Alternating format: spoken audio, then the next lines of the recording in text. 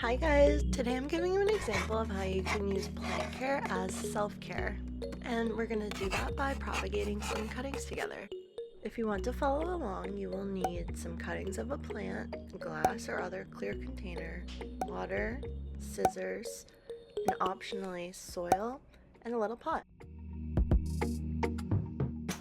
Okay, the first thing I'm gonna do here is separate out the plant types. By this I mean plants that are more like succulents or cacti and plants that aren't. And now might be a great time to remind you that I am an expert in nothing but mental health and my few specialties of therapy types. And even in those topics, I learn new things every day. I'll just say, please consider every other thing you see on this channel amateur hour with Cassandra. But I love to hold on to the perspective that you can just enjoy things even if you're not good at them. For example, just look at me puzzling over this plant. I did not know what to do with it. It reminded me of aloe, so I put it with the succulents. So excited! I got all of these clippings from my cousin-in-law's house, and she so generously invited me to take as many clippings as I'd like, and boy did I. So when it comes to propagating plants, a lot of plants propagate by cutting. I don't really know what decides whether a plant will propagate this way or not.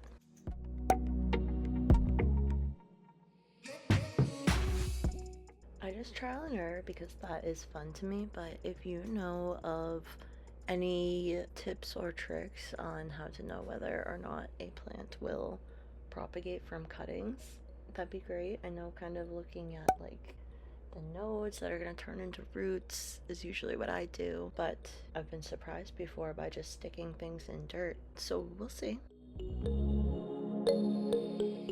Oh, here comes such a painful part. I hate making such a commitment as to make a cut. In some ways, so irreversible. Eee! So uncomfortable, but once again, what a beautiful reminder of having a growth mindset. Plants are such a great teacher of that. Thank goodness for them. I figured I might as well keep all of the similar vining type plants together, so that's what I did in this one jar.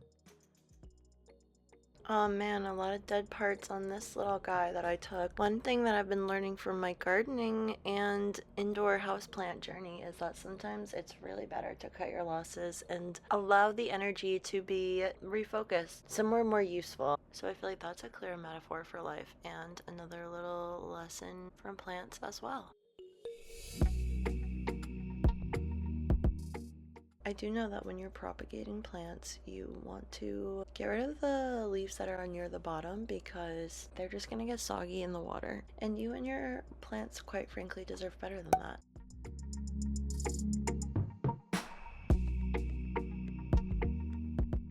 Now, make sure you're not clamping your plant. If you're using something like the clip I'm using here, the plant should be able to move. This plant is already going through a huge thing, becoming its own little organism and moving to my home. None of your precious cuttings need a clamp right on their stem.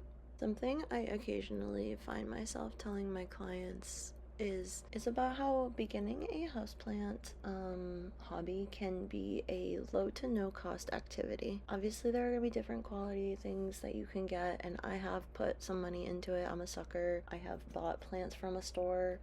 I have bought my soil. I've bought my scissors, all those things. I do feel like you would kind of need scissors or some kind of clips, but anyway. Dirt is outside, plants are around. Oh, okay, hold on now. Get ready for a big surprise. Did you expect to see dirt inside this box? This is some soil. Here I go.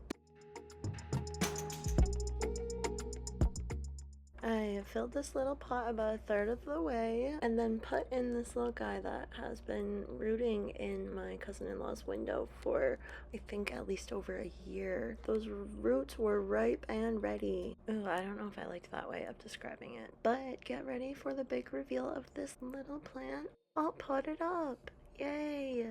Put a quick little drink of water and let it drip all over the place. Now wait till you see what I'm gonna do with my succulent slash cacti plants. What I'm gonna do is I'm gonna put them right just on top of this dirt. I don't know if this is right, but they seem to survive me doing this, and it's like what I know is that they don't like to go right in water. They like to kind of dry out and be on top, and I think I need to get them a special soil that I run out of. I'm extra proud of this little guy already in his own little tiny pot. Here are my plants settling in. I'll change their water.